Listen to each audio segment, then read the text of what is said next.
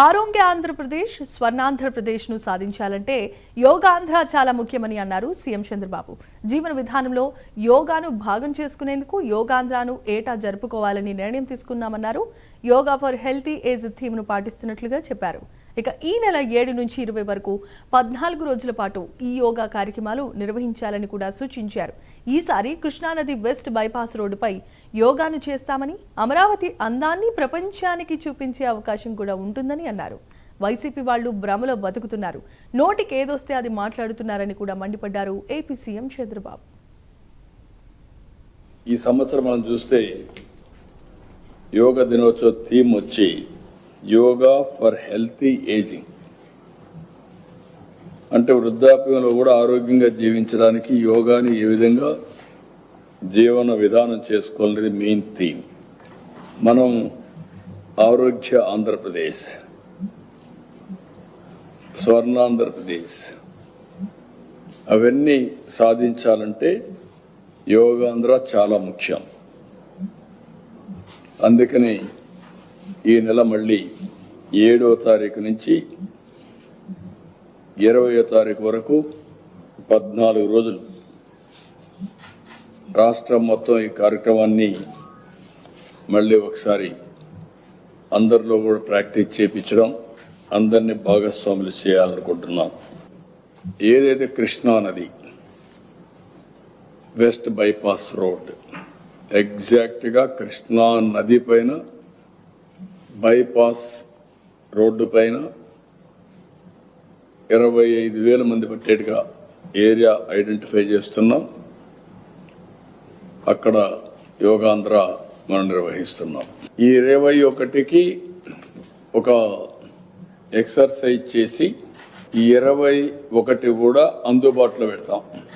వారి ఆధ్వర్యంలో మంత్రి గారు వీరంతా కూడా సోషల్ మీడియా ప్లాట్ఫామ్ క్రియేట్ చేస్తాం. ఇప్పటి నుంచి సోషల్ మీడియాలో వాళ్ళకి బ్యాకప్ ఏదైనా ఉంటే అవసరమైనటన్ని మేము ఇవన్నీ డౌన్లోడ్ చేసుకునే ఫెసిలిటీస్ కూడా ఇస్తాం.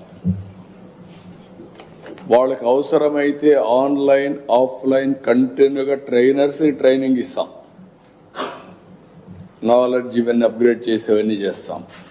వాళ్ళు అక్కడ గ్రౌండ్లో ఇవన్నీ కూడా ట్రైనింగ్ ఇవ్వడానికి ఈజీగా చేస్తూ ఉంటారు. అది కాకుండా మళ్ళీ రేటింగ్ చూస్తాం.